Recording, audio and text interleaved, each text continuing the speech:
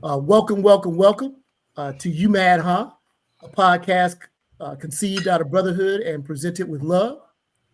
I want to introduce our panel members for today. We have Ken Merritt. If you see him in these streets, don't look him in the eye because he might put a ring around yours. Yeah. We got Raymond Cooper, aka LL Cool Ray. Ladies love him. What's that? The ladies used to love him.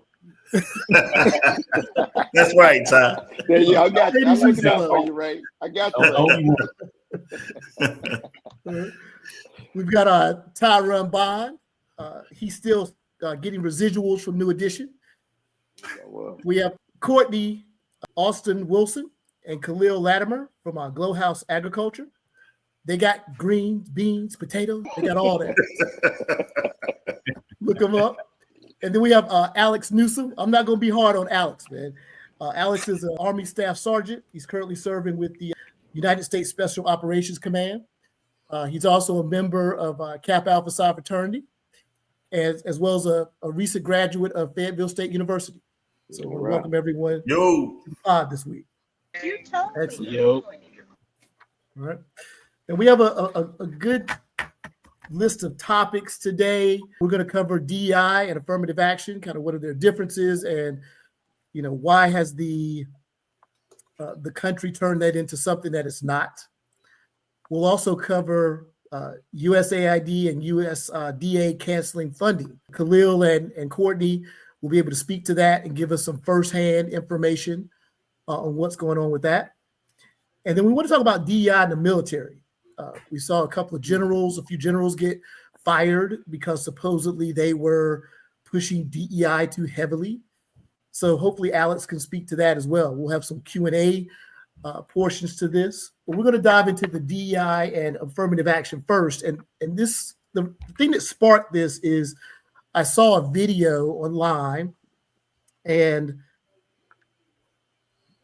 I noticed that a lot of people still have this sentiment. It's a video from the 80s, and I'm going to play this video and get some thoughts. But this sentiment still holds true today, even though it is completely false.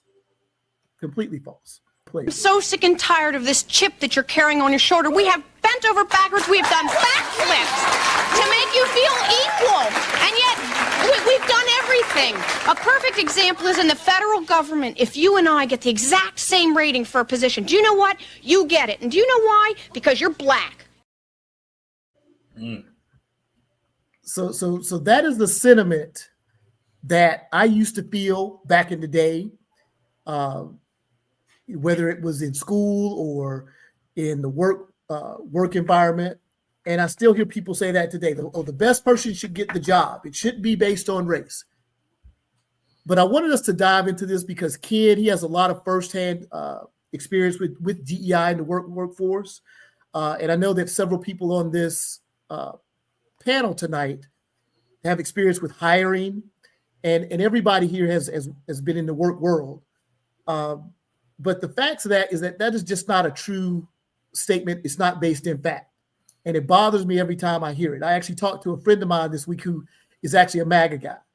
And he'll probably see this, but he mentioned that his wife had applied for this job and she didn't get it because they had to hire a black person. And when you hear things like that and it's not true, but it's just not the way the work world, the work environment works or work world works. It's really troubling to hear that and have to, hold a straight face. Okay, so Ken, I wanted you to give us some information on DEI since that's the field that you really work in, and just give us some differences between DEI, affirmative action, and really what the goal is, and why do you think people still hold to that false idea of people getting jobs just because of their race?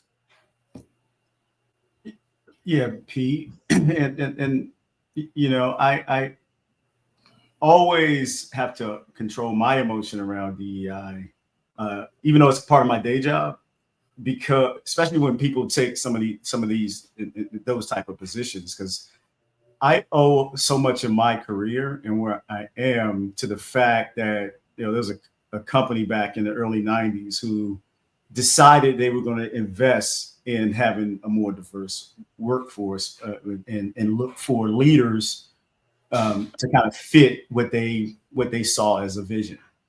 I think, and we can go through this, but I think there are a number of reasons why DEI has become a bit of a bad thing in the minds of many today.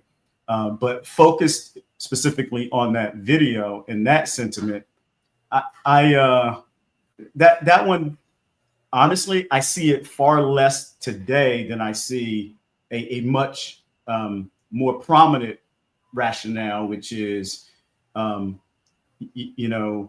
more in lines of we don't need this. We're putting people in places who aren't worthy, right? Which couldn't be any further from the truth.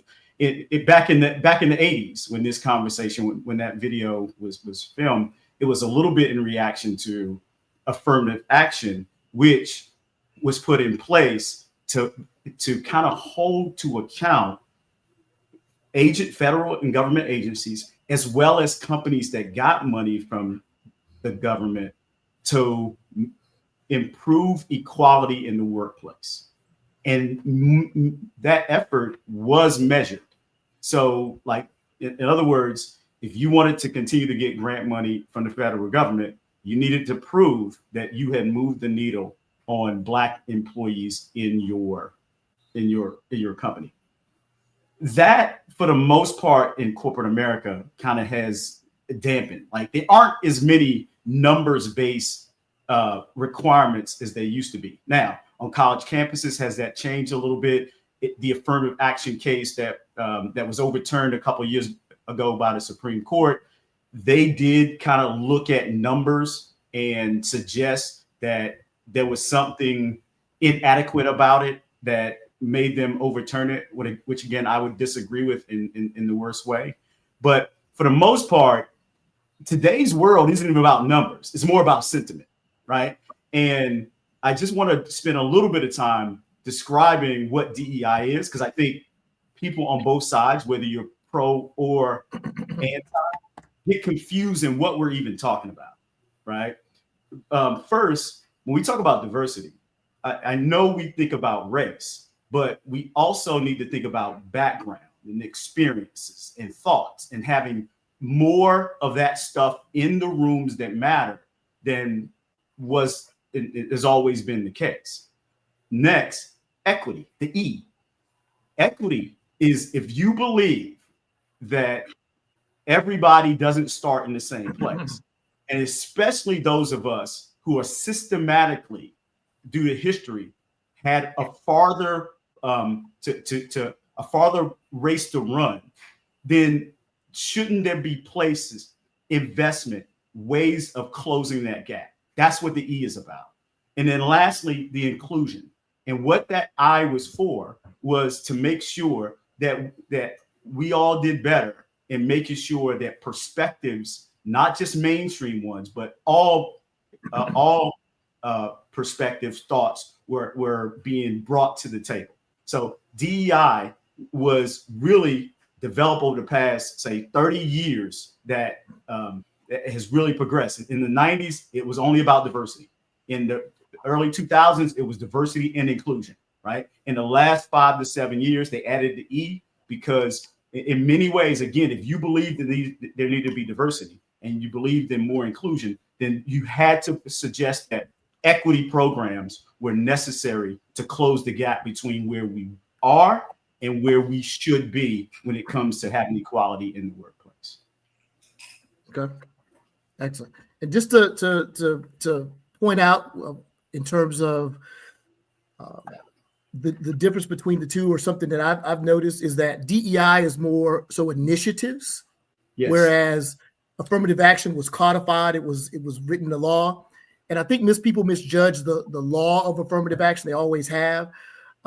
There was an executive order by John F. Kennedy, and nowhere in that does that mention any racial quotas.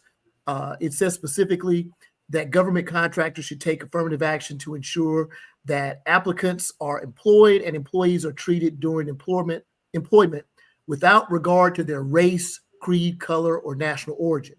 After that, there was another executive order that included gender or sex, it says specifically. And then the 1964 Civil Rights Act is where it was codified. But nowhere in that is there anything in relation to quotas. And that's one of the things I wanted to mention here. It mentions quotas. And specifically in 1978, there was a Supreme Court case, Regents of the University of California versus Beck. And in that case, they specifically said that quotas were unconstitutional. So since 1978, that has been explicitly part of the law. You cannot have quotas for race or anything of that nature. So a lot of the things that we're seeing now with DEI are not even related to race, but they kind of pinpoint that and put that all on race. It's, veterans, disabled. There are many things that are under DEI. So kind of speak to that, Ken, if you don't mind. Yeah, absolutely. I probably have done 25 DEI projects in my career, and I have never seen anything close to a quota. In fact, I have seen the opposite in that the companies don't even have data to support kind of where they are on these underrepresented groups compared to where they want to be, right? And when we talk about DEI, right, we're essentially talking about your approach to 5 things, right? And it's first and foremost, it's representation, right? Do you have enough representation at the important levels in companies, starting from your board of directors, in your C-suite, in your leadership? And that representation, Pete, I'm glad you mentioned it. It isn't just race. It is gender, is veterans and military, people with disabilities. And I did 2 projects last year that were self-ID campaigns to find out within companies how many of them even had veteran and military service as employees or within their households. Because when you have people in your households who are veterans who need special care, those employees have as much tax on them as anyone else. Again, if you have a child in your house that is special needs, how do you, that was something that companies wanted to understand so that they can give space to those employees to go take care of their loved ones. So DEI goes way beyond race. The second thing is kind of have inclusive routines and processes, so to make sure these underrepresented groups can feel like what they're feeling and what they're going through has space.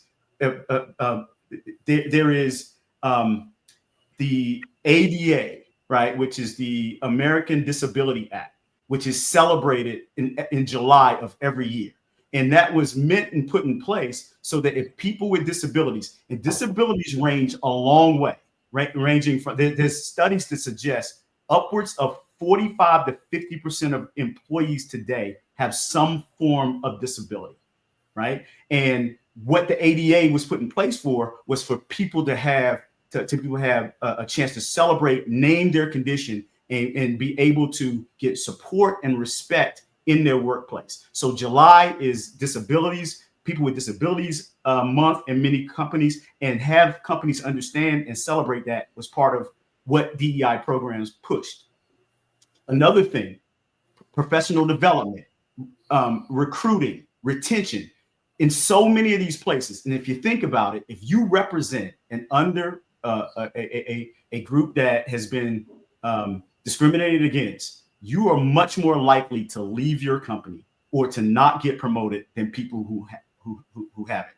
I had one client who had me talk to their transgender employees, and these are employees who, in many cases, were lonely and had no investment in them to get better. No one supported them. And so professional development and retention of those employees was just another type of thing, such that these people wouldn't fall, wouldn't underperform have nervous breakdowns, not be able to do their job because it can be a lonely place when you left on Friday as Jenny and came back on Monday as Danny, right?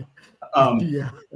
The next one is corporate social responsibilities. I always tell companies that if you believe in this effort in a way that that you say you do, then you should be taking dollars. And let's make it very clear.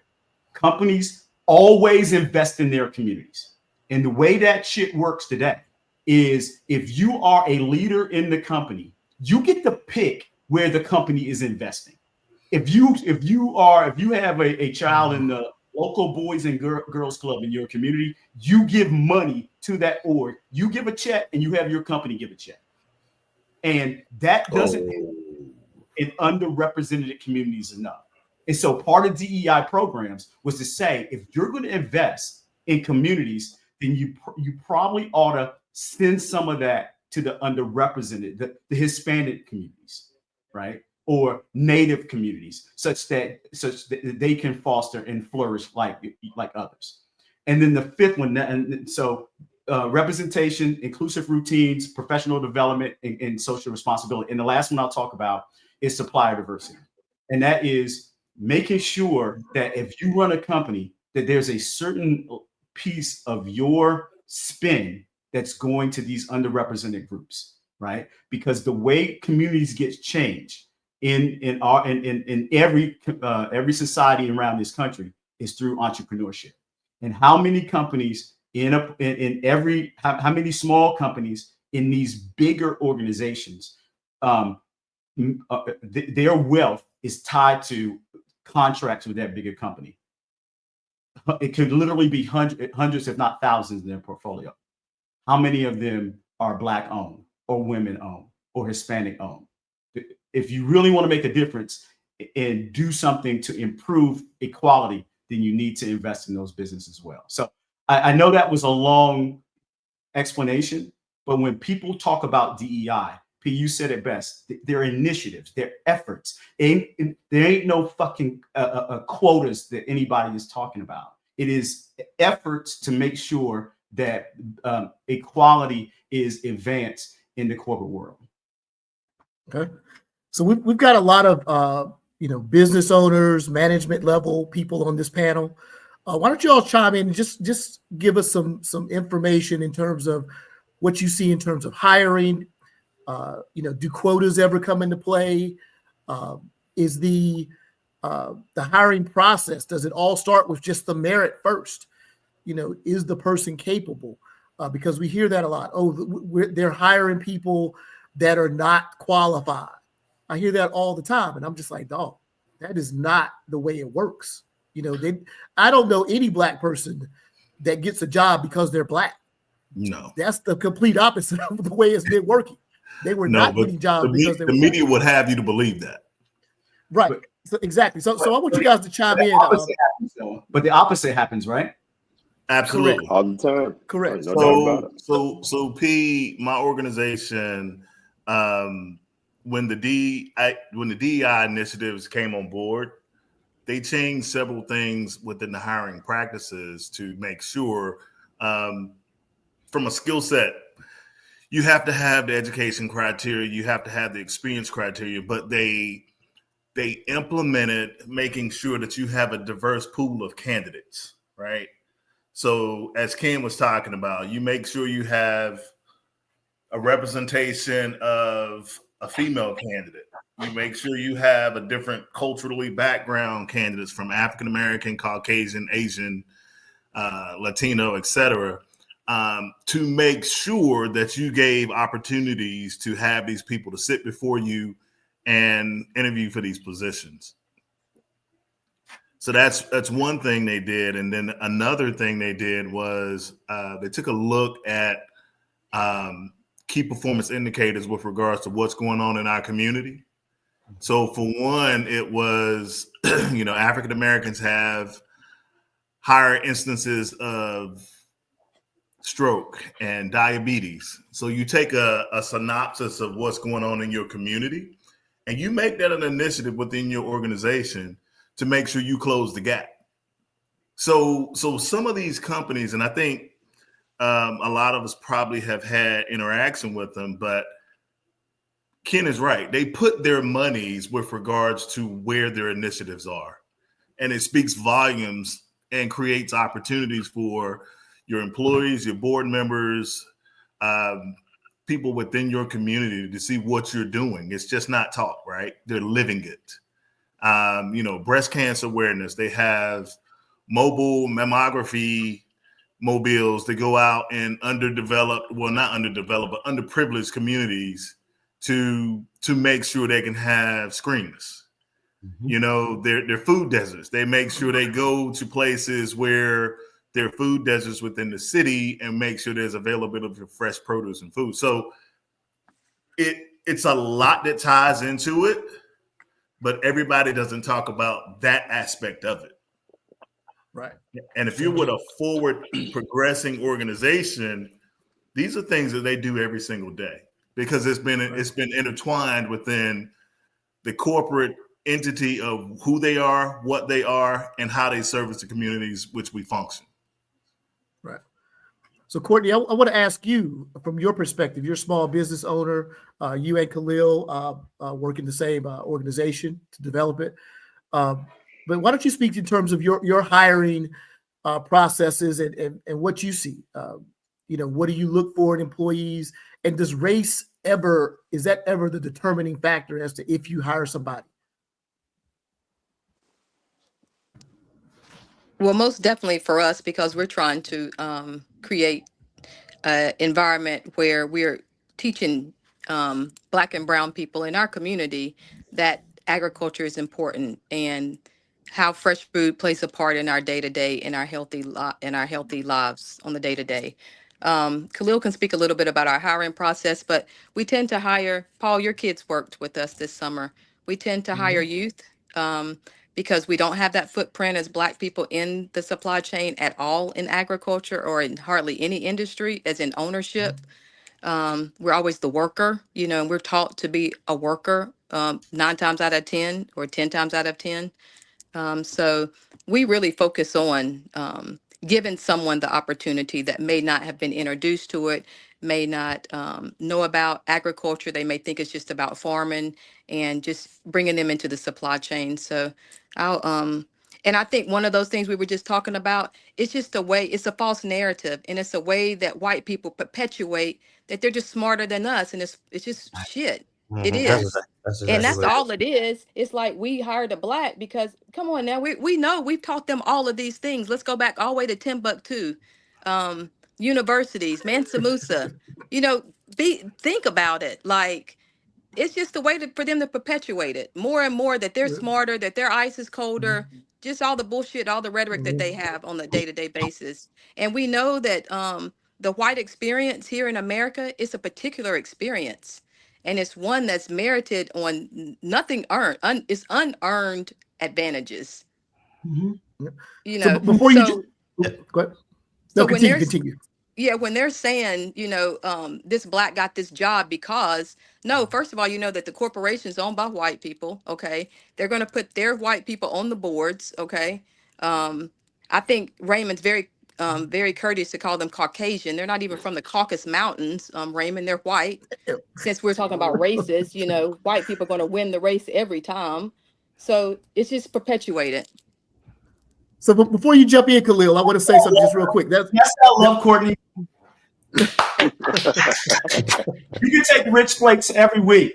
I want to point something. That was a great point. And before I get Khalil on, Courtney, that's a great point about employing people within your community, because I've every company I've worked for since I was in high school has been a white-owned company. I've been the minority at that company, and I've seen sons, daughters, friends be hired without interviews. So when they talk about merit, a lot of times people, especially in small companies, they get hired on who they know, their proximity to the owners or someone at that company.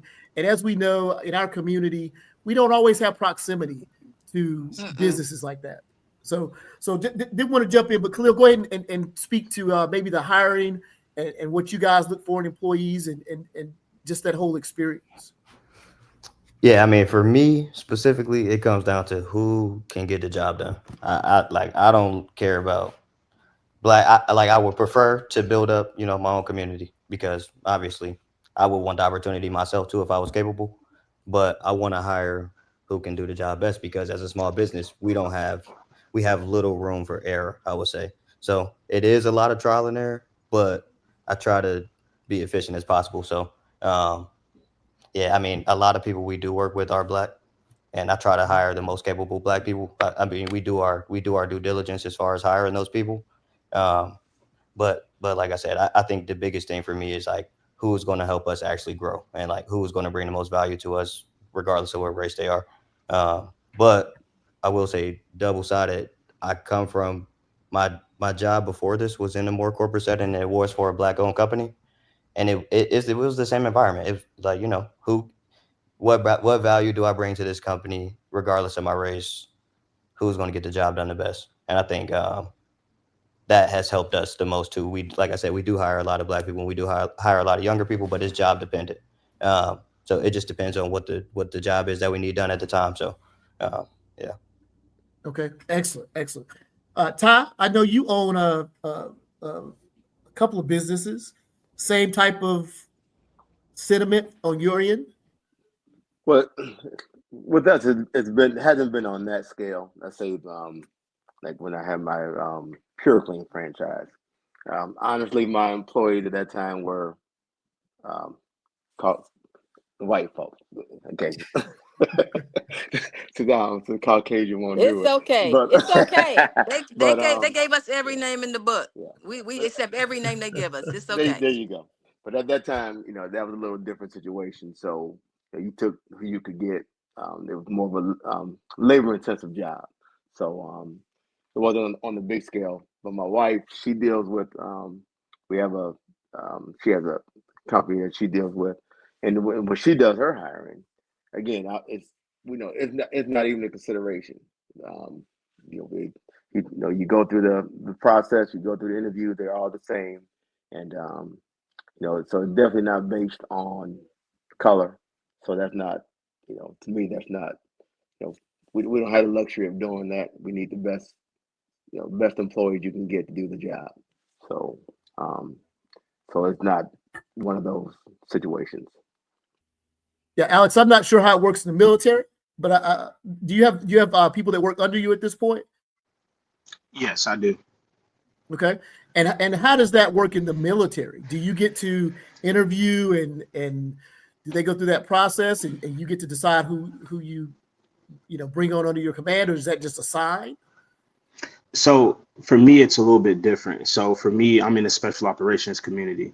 You usually have to go through an assessment and selection process, and then if you're an enabler on this side of the house, then you do interview. But a lot of times it's about who you know and what you know.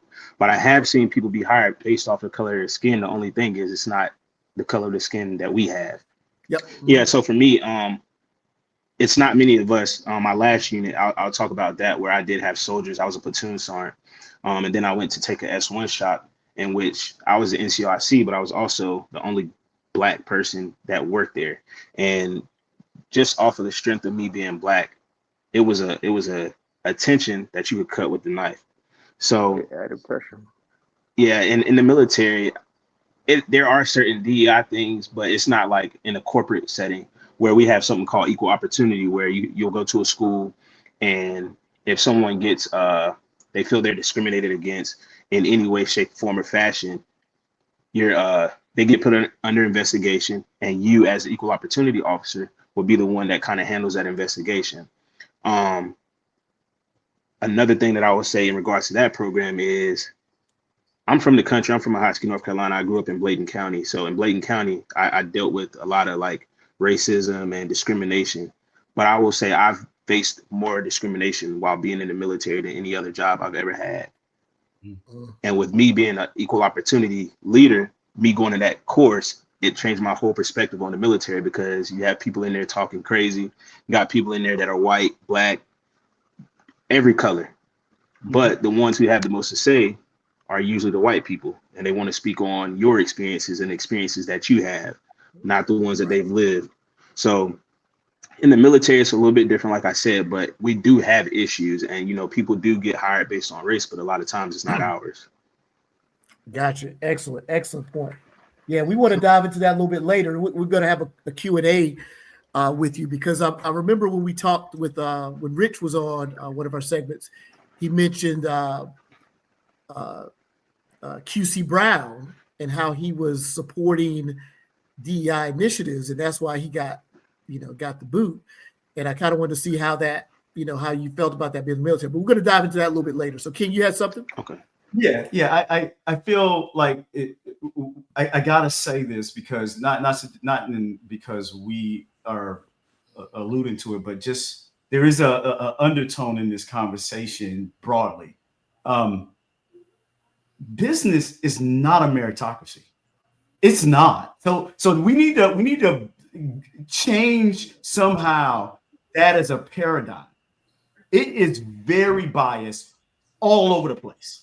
You know what I mean? Mm-hmm. So we're starting from a place where the shit is imbalanced. Okay. So that has to be the notion. And what really happens here, and I'll give you facts and figures in a minute, but what really happens here is that in many jobs, C caliber white men get jobs ahead of A caliber women, black men, and black women, right? And so until that shit's gone, the fact that we're talking about DEI in such a way that is a negative is crap, right? Because and I think Alex said it best, right? That this stuff is everywhere, and you see a lot of white guys got the job because of who they know, and in many ways that's not going to change.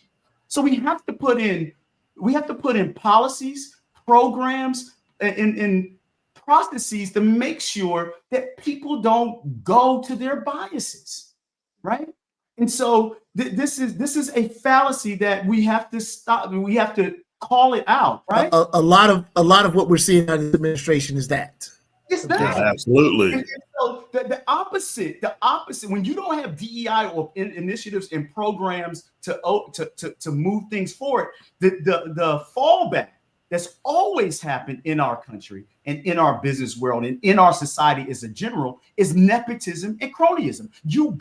People hire and pay and call on those folks who are like them from their neighborhoods and who they love. And too many times it's not the underrepresented of those who get it, right? And this plays out in comp and everything. For every dollar that a white man makes, a black man makes 82 cents. A white woman makes 78 cents. A black woman makes 62 cents. And all of these are for the same job. This is not a meritocracy. So this whole notion that the whole DEI conversation, I'll have a better way of saying it, and the attack on it is just bullshit.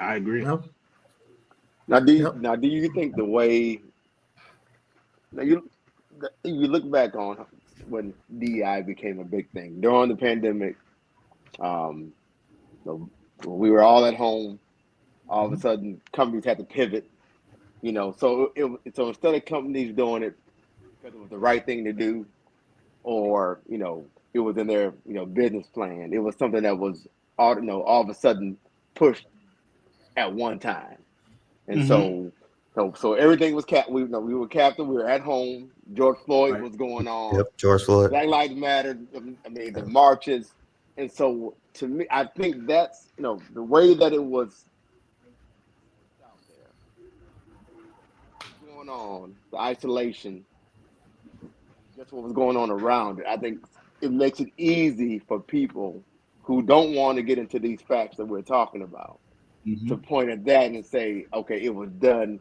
because of that when all these black issues were going on. And so I think for those who, again, refuse to do the studying, to do the work, to do the listening, I think that's why we caught up, and it being so easy to say, putting DEI as the black face, as opposed to, like you were saying, Ken, where you pointed out so eloquently, all Yeah. the different factors that go into it. And so I think, so by saying we're going to get rid of the DEI, I think a lot of white folks probably automatically say, okay, well, it started when that was going on. So yeah, let's get rid of it because that's what it means. When Yeah. we all Yeah. know that's not the case. Well, I, and here's where,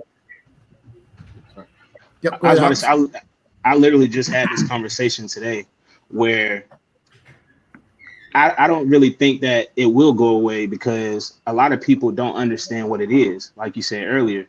And with that being said, like those people who are put in positions that, like, for instance, like most successful black people that are in these positions, they can't say it. They can't say what they want to say. They can't be the change because they have policies against them.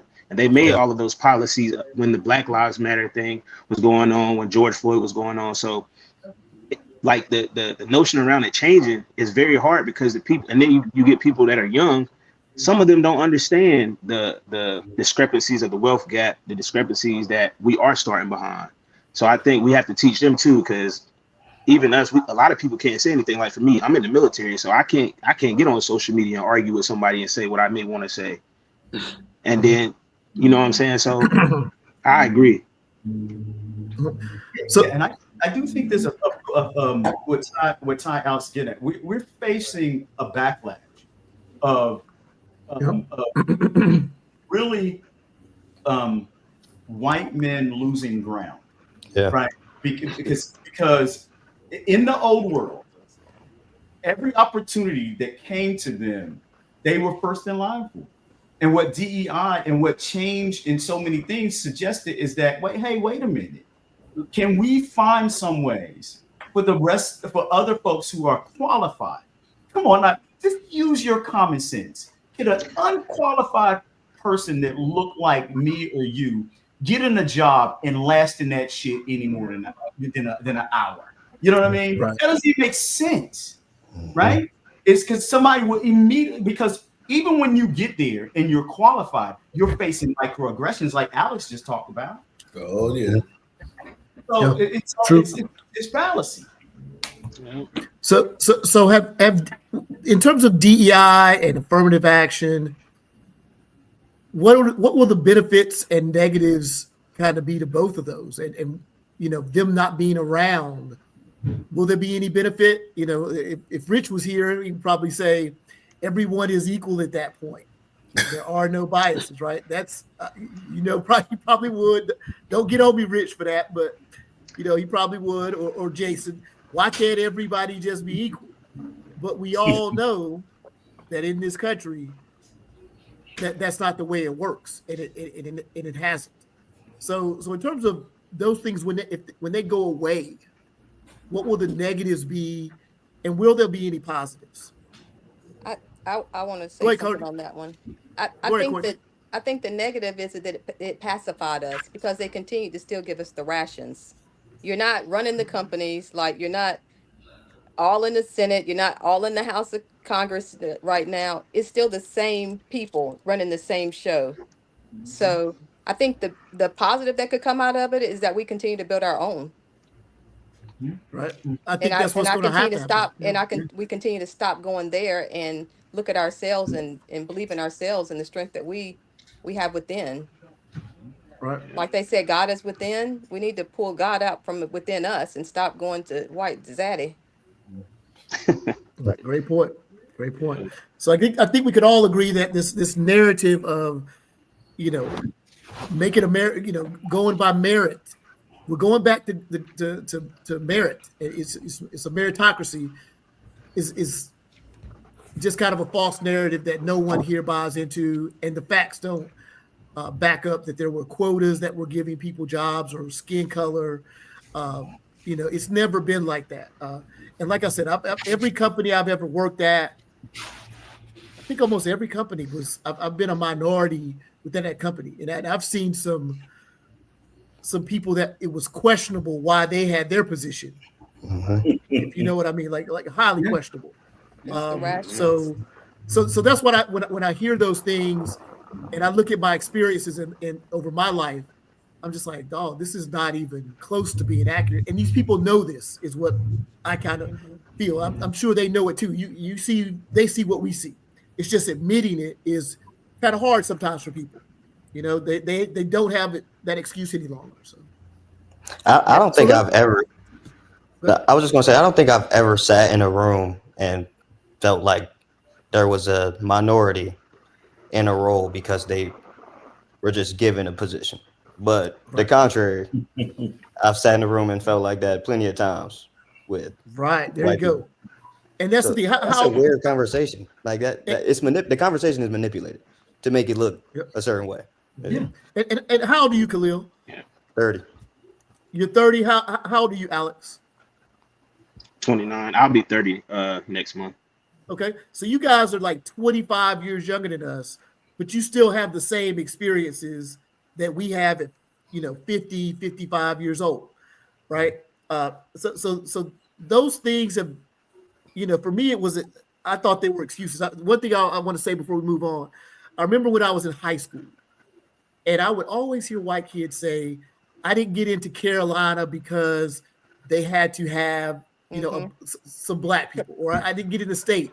And I'm like, look, I took the same classes with you. I know what you would do. I know what your grades were looking like. You weren't getting in. You weren't capable, right? They already had 3,000 of them. They only brought in 10 brothers. I mean, goodness, can they get 10? You weren't going to get in. So you couldn't beat out. You couldn't beat out the 3,500 white people, but you lost to the 17 black people who got in. Right. Numbers don't even support what they're talking about. No. Has anybody ever seen the interview with the world's smartest man? He has the smartest IQ, this white guy. The interview goes on, and when he's talking, he says that he wanted to be a police officer.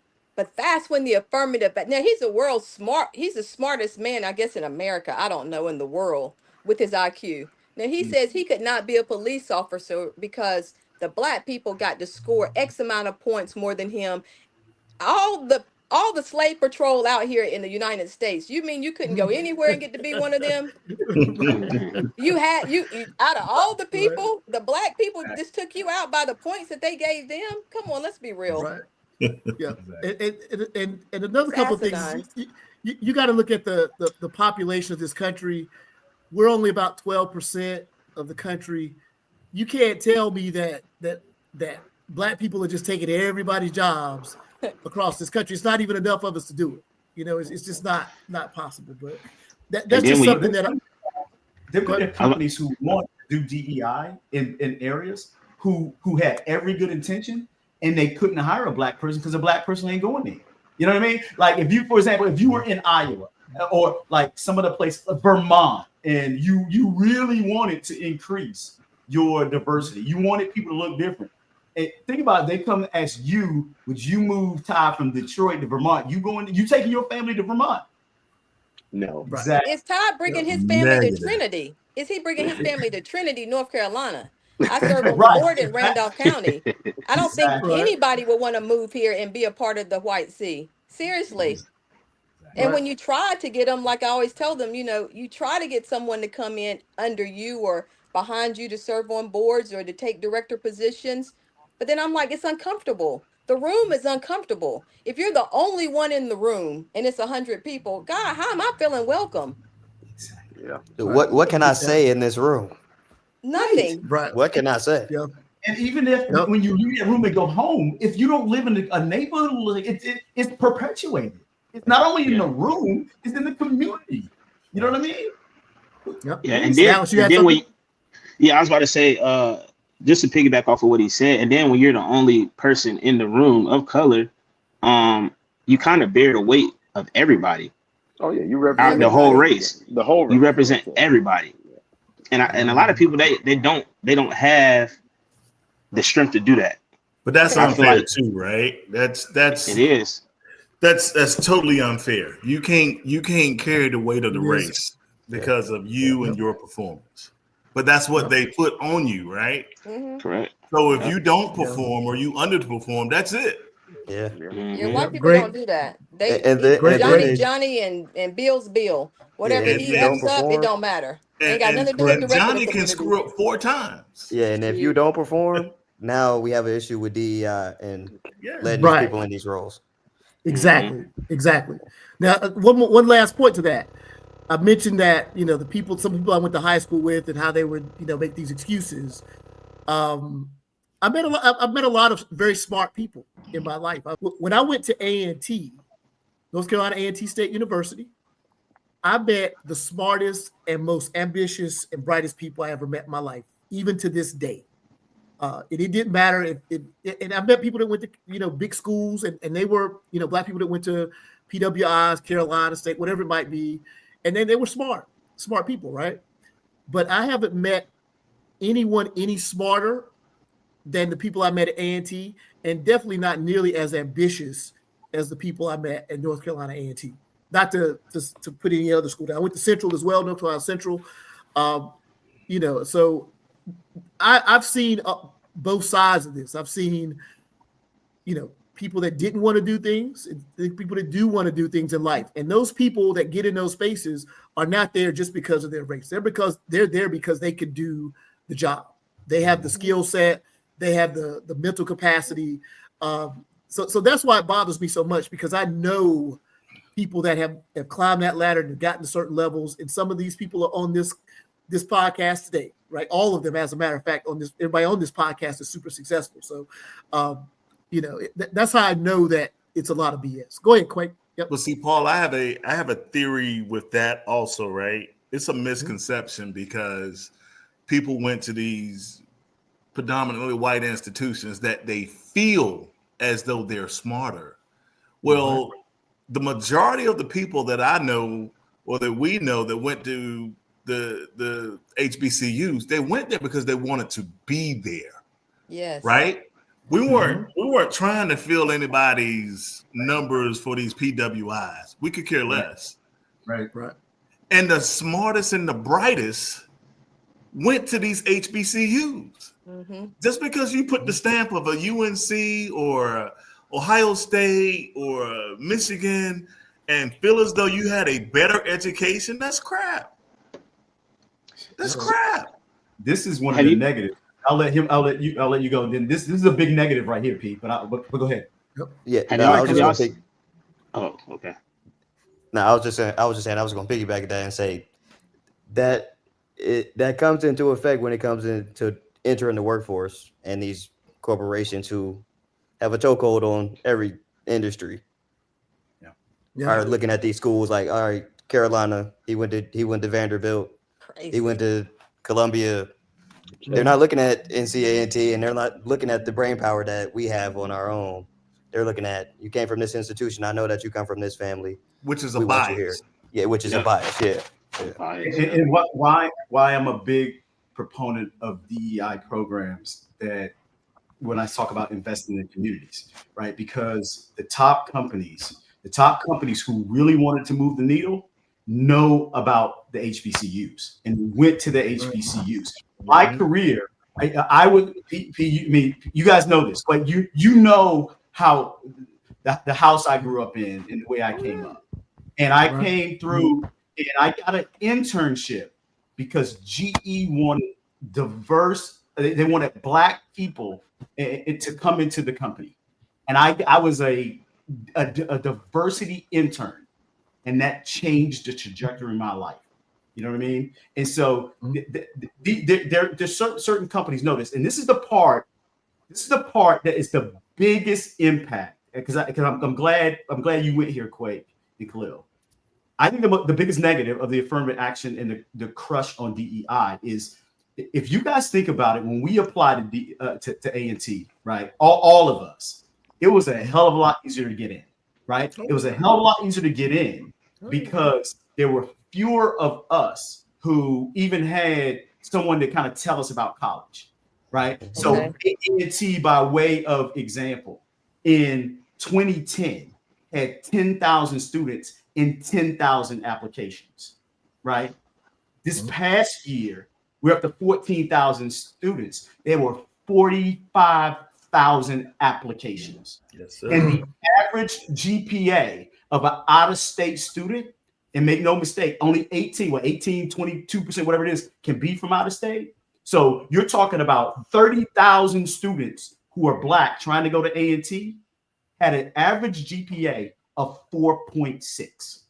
4.6, right? Because they know about A&T, they know about Hampton, they know about Howard, they know about Morehouse and Spelman, and they're trying their hardest to get in. The impact of no affirmative action at the state schools now is when all those kids, you got 45,000 applications, only 2,000 is going to get into A&T. Where are those other kids going to go? And if the white schools, if the Ivy League schools and the state schools don't have DEI programs to help bring them in, where are they going to get their education from? We're getting squeezed on both sides because our schools haven't grown enough to take more of us as our population first education has. And if you take away DEI programs at the state schools and the Ivy Leagues and the HBCUs are overflowing, where do our kids get their education from? That's the impact of squeezing DEI and affirmative action in our community. Maybe that's the plan. I think that's a big part of the plan. Everybody on this podcast is what I think Donald Trump and his administration dislike about those programs, is that people that are given an opportunity can succeed. And Absolutely. that's not, that was not part of their playbook. So, But given the opportunity, we always succeed. Just given the opportunity. We run circles around. We run circles around the competition, just given the opportunity. You know what the tagline is going to be, Courtney, right? Mm-hmm. Pull yourself up by your bootstraps. Mm-hmm. Pull yourself up by your bootstraps. That's what it's going to be. You got to buy the boot. You got to buy the boots first, man. You got to get the boots first. You got to get the boots first. You know how much them things cost? That is excellent observation. Very expensive, right? Very expensive. So let's dive into the USAID and the USDA canceling of funds. Looks like the administration, in terms of USAID, they canceled 83% of the contracts with USAID, and then for the USDA canceled $1 billion worth of funds this past week, and that $1 billion was for supporting schools to buy lunches and meals and things of that nature, and then also for food banks. So, Courtney, this is something that's directly going to affect you and Khalil. So why don't you speak to that and really what that is, what that's going to do to your business? What it's doing. Go ahead, speak on it. Yeah, Khalil, go ahead, and I'll piggyback on what Khalil says. All right. Yeah. So that announcement came out maybe I would say this week, earlier this week about the cut. But I mean, I think we kind of knew it was happening because of the language of the grant, of the funding. It was very DEI-ish, had a lot of like socially disadvantaged language in there. So we knew it was coming, but it makes sense for what they're trying to do, for what their agenda is for the economy. I don't think it makes sense. They're cutting off small farmers from building sustainable operations, which that food was going to local school systems, local food banks, and the goal was to get fresh produce, healthy whatever, just fresher product to the market for the youth and for people who have less advantage. Because as you know, the food banks, they have a lot of canned goods, processed foods, trash. It's just trash. It's poison. So, it's like a bank of poison is what they should call them. Yeah. So the goal was to create sustainability for small farmers and to get fresh food into these food insecure places. It never had anything to do with race or any discrimination thing they try to put in there.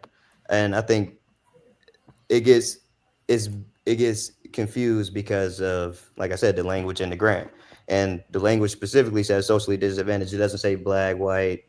Socially Right. disadvantaged could be. I mean, to be fully transparent, the rooms that we sit in for this funding, the other people who get the funding, we're still the minority in the room. We're the minority. Right. So Mhm. so it's still weird.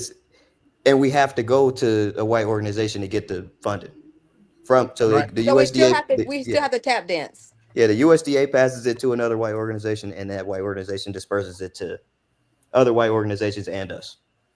So, Gotcha. so it's already a weird So- pipeline, but yeah. So how is that going to affect? So we know it's going to affect, the food banks, the schools. What's the effect going to be on these farmers? Wow. They were barely getting the market before. So the programs were very important for the farmer to be able to stay in business, to keep the labor on the farm.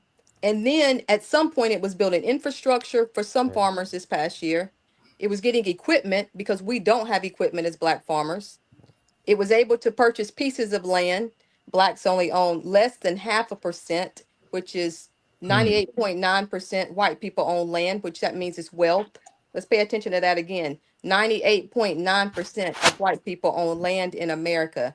Less than half. You don't even own You don't even own 1%, and less than half, meaning you have to share that less than half with all the other minorities on top of being Black. Okay. So just let that resonate in our minds. Like when we say we are doing well on this call, we're not doing well because Right. we still, as a collective group, don't own anything in America. True. I mean, revenue wise, it's going to wipe out like 90% of revenue. Oh, they're I would gone. say, because Yeah, we it's gonna really hurt them.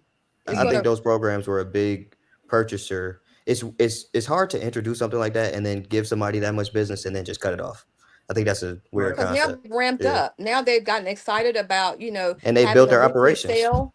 Bigger Yeah. crop plans. Yeah, they've grown more for new seasons because this is what's expected. And now Or they it's just no grow. outlet. Yeah, Yeah. or they're just growing because they didn't have anyone to sell to for years before. Now they have a We're client. Yeah. always marginalized to the farmers market. But the farmers market, if you've looked at the one here in Guilford County, there's no Black people at the farmers market selling their vegetables. So Raleigh as well. or Raleigh as well. So you're not there. So where are you when the farmer's selling their produce? Where is the farmer supposed to sell their produce? So this is just a way to really just continue to just stifle, to just suffocate us in a lot of ways. So we've had to transition just to launch of direct to consumer because these programs were very instrumental in getting Glow House and our business to another point.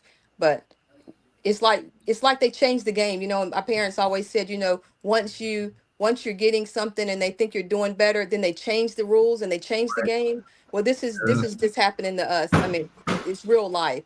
They're changing the game.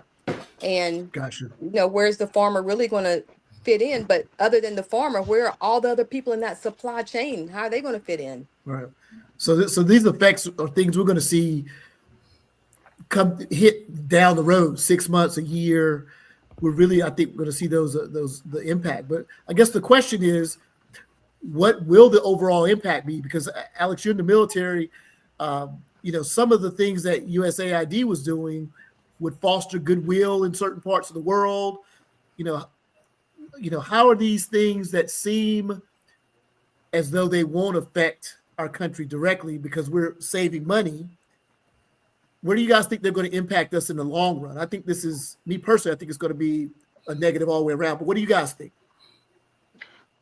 I think it's going to be negative all around as well, especially with other countries and our relationships.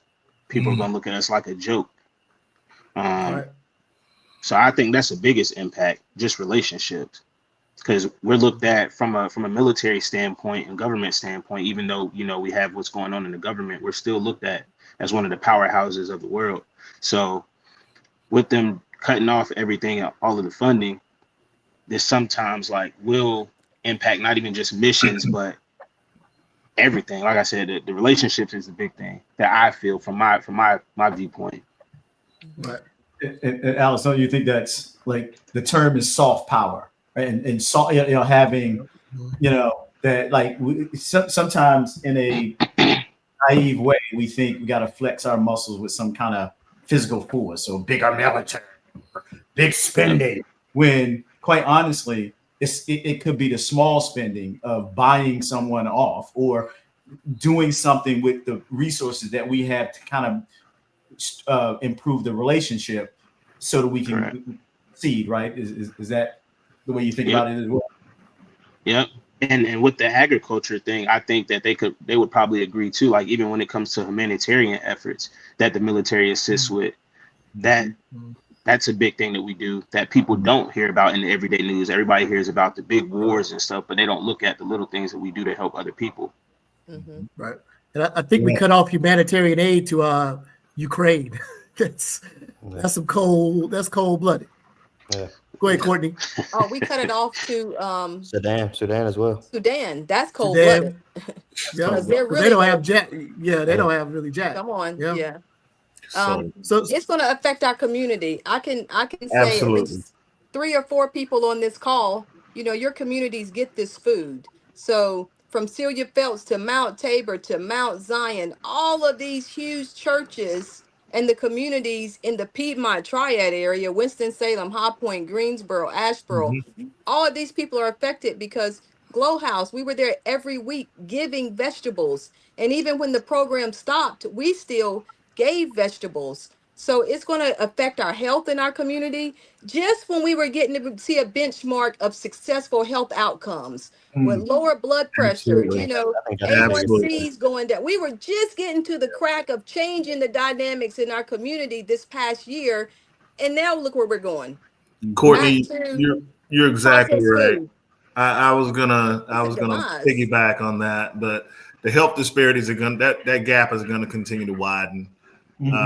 Because the model of healthcare now is not healthcare as we've known it, right? No, it's preventative healthcare, not wellness. Yeah, it's to get you better. So it's preventative. We want to catch you before you have a chronic disease or chronic illness.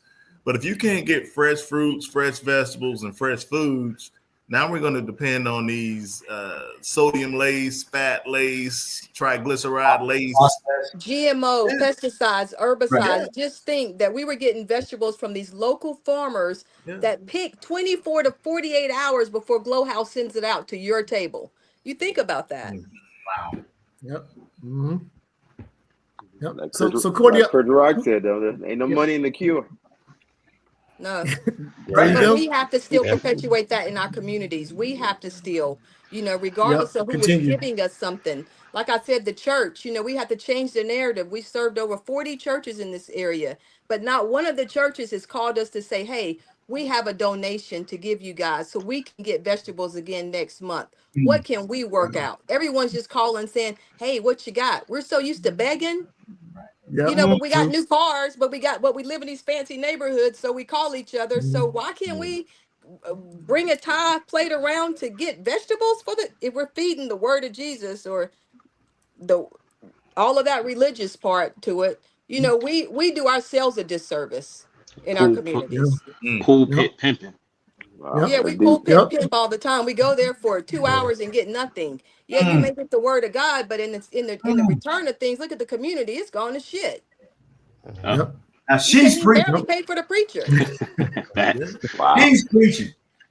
Hey, It's ridiculous. We waste our time because we've been indoctrinated into this mentality. Tim Scott said, I know, we don't like, what's that guy from Mark Robbins, he had that commercial, we're sexually hyper and it sounded terrible, but guess what? We're the most manipulated. Give us the bone and we'll take it. So look, we want to do a quick Q&A with Courtney and Khalil, since they're directly in that line of fire. So is there anything you guys have any questions about in terms of just any questions for them? I actually have one from Rich that he wants to ask. So you guys, I'll ask.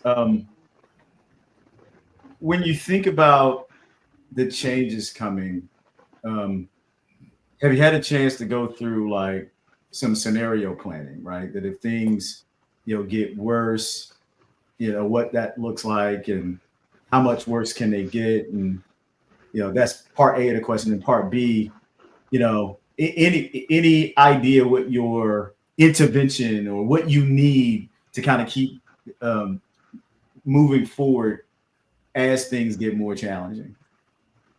So I'll start just Khalil. We as Black people, we build community and culture out of our oppression. Okay.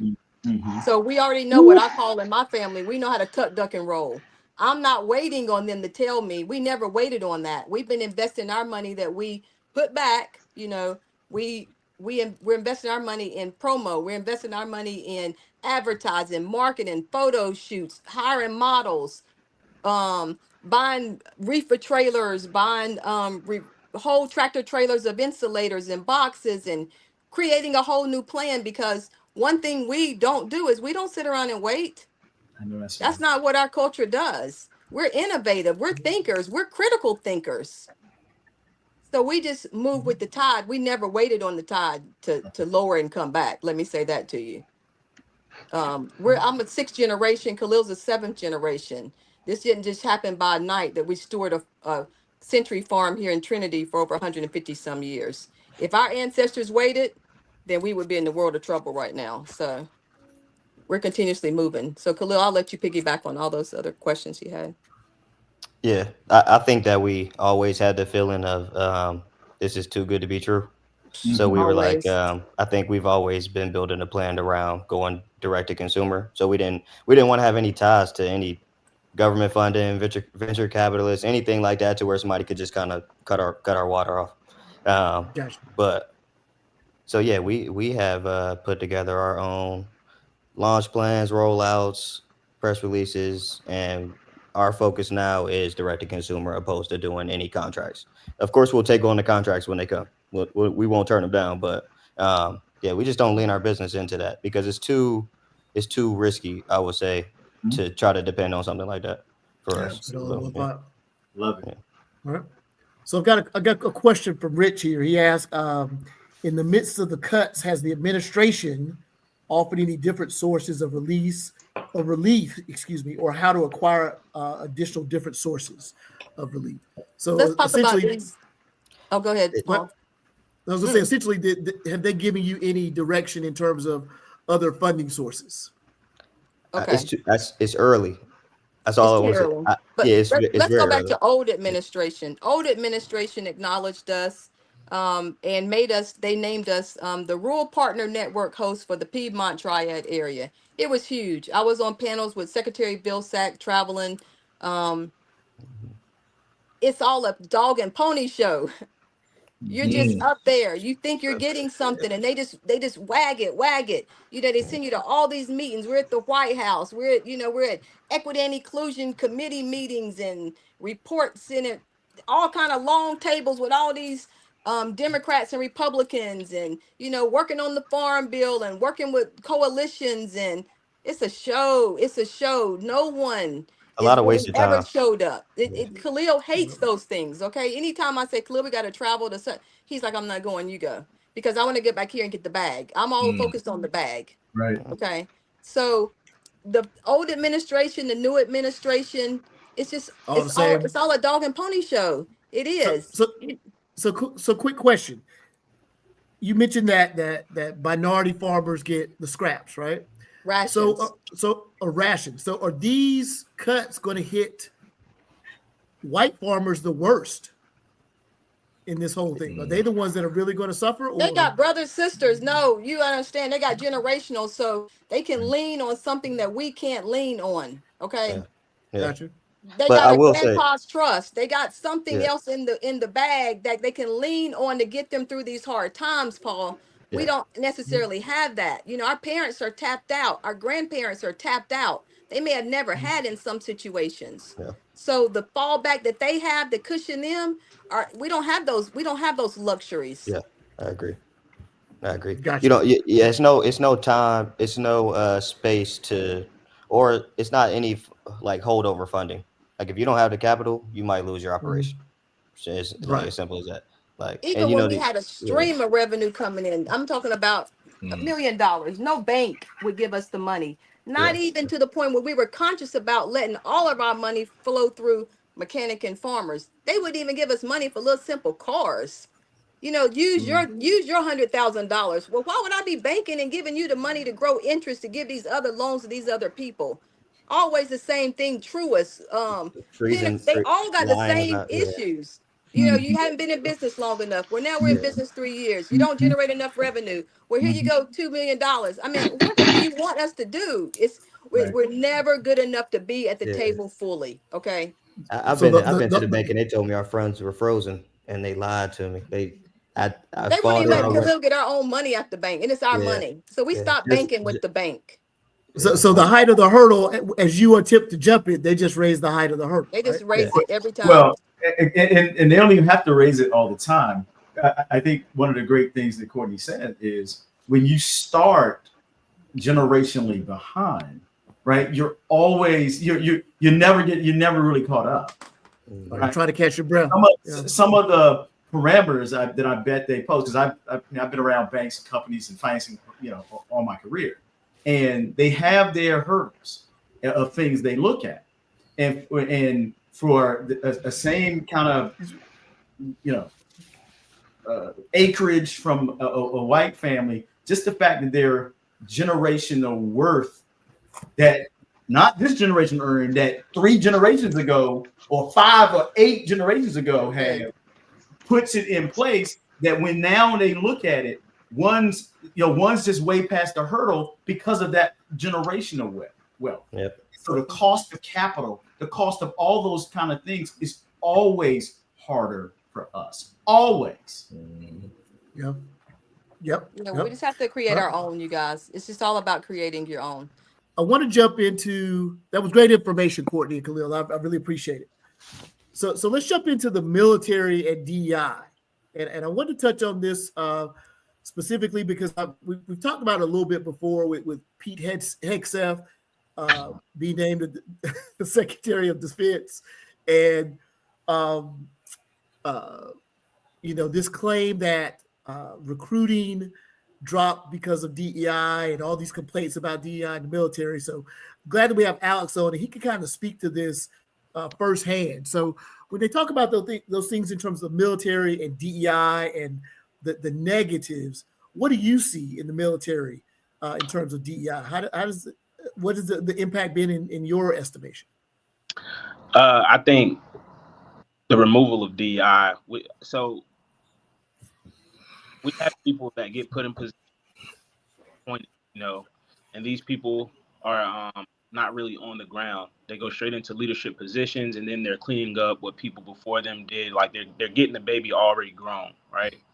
So I think that with our retention and how it's been, DEI just messes that up even more because you're erasing history. So like they just did a revamp and a deep dive on all of the photos and things of like DEI related people. I saw that. Yeah, so that's like women that went to Ranger School, Black people that did this, and the general that was fired. So for people that look like us, that understand what DEI is, you're erasing our history. So why would I want to join the military? Right, gotcha. And then you have people that are in senior positions like the general, and he's speaking on it, and he agrees with it, and he gets fired, and then you hire somebody that's not not even a fifth qualified than what he is. It's like, what are we doing here? Right. It's really merit. It's not matching up. So another question. I saw that I think there were like 2,500 like transgender people in the military, but there are 2 million people in the military. If I'm not mistaken, I think that's the right number. Yeah. That's less than 0.5%. It's like 0.5% of the number. So what type does DEI really even in terms of those types of things, transgender people in the military, because that's what they hold up the most when they say, "Oh, I left the military because of this." Does that even matter to someone in the military necessarily, or do you even run across it? I met one transgender since I've been in the military. I've been in 9 years. I've met one, and that was only because it was when like it was when they first changed the policy to allow the Army to pay for the transitional service, and that was maybe it was some years ago. So no, and for me as a service member, like I just said, retention is horrible right now for the military. Right. So if somebody wants to serve, let them serve. Because now you just those numbers, these jobs still have to be filled. You're cutting all the civilians. So the military, we're doing more with less. So I don't think it matters. As long as they want to serve, let them serve. And if you know, in your experience, have you heard any backlash, in terms of, transgender people in the military, gay people in the military? Have you do you personally hear that on a regular basis, or is it just something people just don't say anything about? Or because I mean, that's society. I don't know how you could ever. I think it is society, but the military so many times since I've been in. Like when I first came in, I was one of those like young soldiers that's like the old guys would be like, oh, when back in my day, I'd be like, bro, you just talking. Now I've been in a little time. I'm young on the outside, but in the military, I'm super old.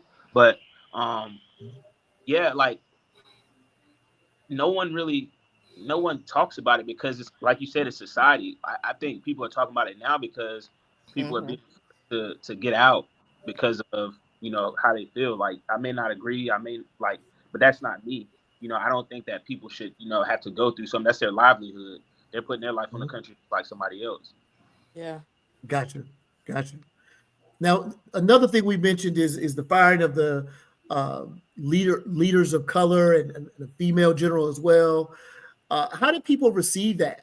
Or what did you feel in the military when that happened? Did people look at that and say, man, we're, and I don't, and maybe you can speak about this, maybe you can't because you're still in the military, but just, did you see people jumping up with glee, or was it just kind of like another day, because there's nothing you can really do about it anyway?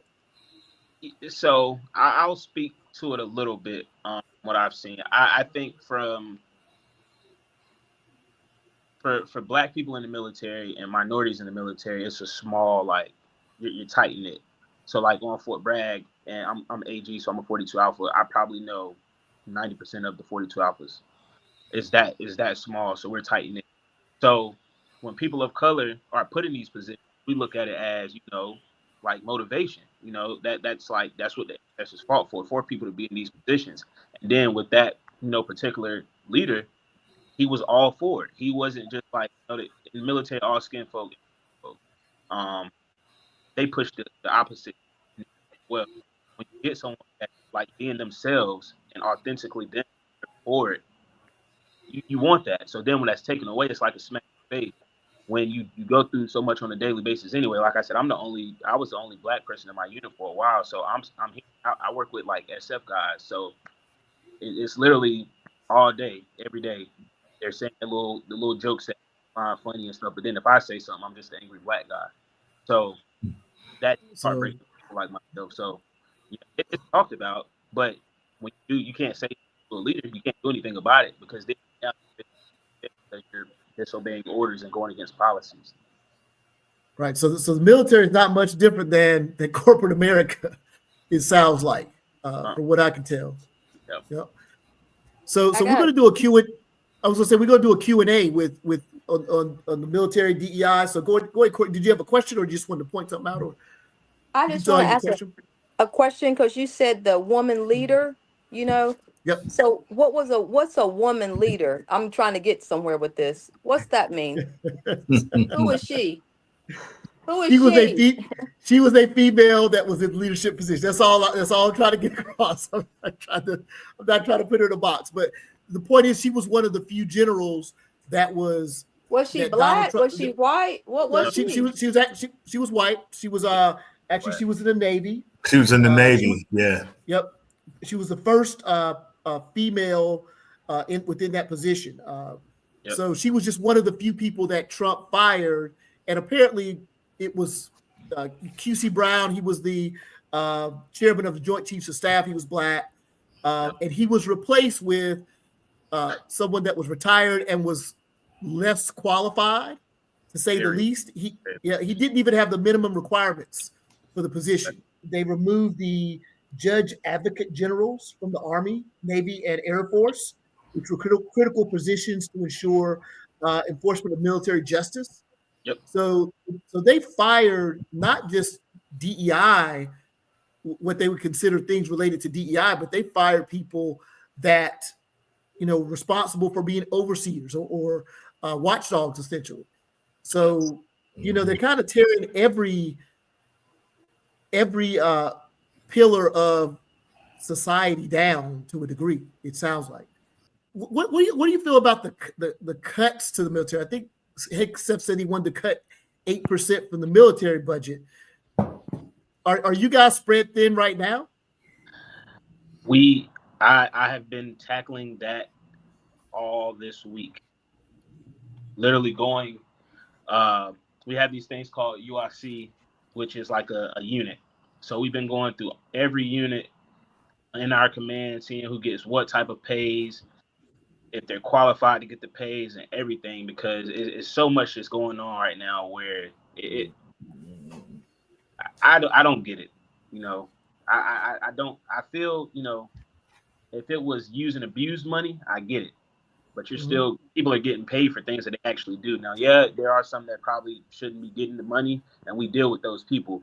But for the mass majority, it's like you're making these cuts, but yet, again, the biggest thing in the military is retention. You keep wanting, we're not meeting numbers, but yet you're doing everything to drop the number. People up. Yeah, because I know for me, if I'm special operations and I'm getting my pay cut, I could go to corporate America and make 3 times what I'm making now while I'm staying in. Right. Or I can go work for the government, buy my time back as a GS employee. Why am I staying in? So I don't agree with the cuts, but I don't say in that, but I just don't really see how it's beneficial in a sense of it coming from service members. Gotcha. Understandable. Well, thank you for answering our questions, and thanks for coming on, Alex. I really appreciate it. I think you gave some great insight into what's really going on within the military. There's a lot of narratives that are being created that I think are, I'm not in the military, but I could kind of tell they're probably false. But, that's the way it goes a lot of times. So we're going to wrap up with our final thoughts here. So the final thoughts gives each member of the panel a minute to 2 minutes to just talk about whatever they want to talk about. If you want to sing a song, whatever you want to do, it's your 2 minutes. So Courtney looked like I can't sing. Can you sing, Courtney? Okay. All right. You so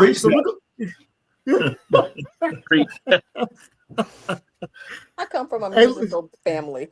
Hey, look, Courtney, we need to get you all with Rich. I know. You rich kid would be very, very entertaining and very informative all the way around. But maybe next week. So Ty, you've been quiet, man. Why don't you go ahead and give your final thought, man? Oh, well, first I want to thank Courtney for just adding to this conversation and and her son and my I forgot what my military brother. What's your name again? Alex. Yeah, thank you for your time. I just want to give my little thoughts to most of us on this podcast are in the fraternity, and I just want to give my sympathy or wishes to Caleb Wilson and his family and what they're going through. Again, we're all family, no matter which one we're in, and so it was. I just want to get some time to that, and just we got to keep that name out there, and just to let his family know that they're in our thoughts and prayers, and hopefully we'll do what we can to keep things like that from happening in the future. So that's what my thought is tonight. Perfect. Right, and that's the young man down in, was it Louisiana? Was Southern. Southern. Yep. Yeah. That was that died in an incident. So send thoughts out to his family. So Quake, you want to jump in next? Yeah. So we saw that the judge overturned the firing of these federal agencies that were on probation probationary period of hire was overturned. And, you know, I'll say this and I'll say it again. The whole Dodge ordeal, right? They're playing with people's lives, man. Their livelihood, their families. I hope that there's more rulings from the judges in the next coming weeks. I know there's 17, 18 more lawsuits filed. But I hope that we continue to see progress being made to stabilize and get us back to some normalcy, right? I think this whole executive order and Dodge oversight is going to blow up because I think Ken may have said it in a week or two before. This dude holds no office. So who gives him the right to go in and fire these personnels, right? I was encouraged by seeing that there's somebody that's standing up to this administration and trying to to make some of these rights that they've already wronged, right? That gives me hope. Now, where that will lie in weeks to come, that's unforeseen. However, for today, I'm hopeful. All right. Excellent. Khalil, you want to go next? Yeah. I think my thoughts are I enjoy the conversation of DEI and affirmative action, but I always think it's a weird conversation because we have to still go in rooms and present ourselves as them.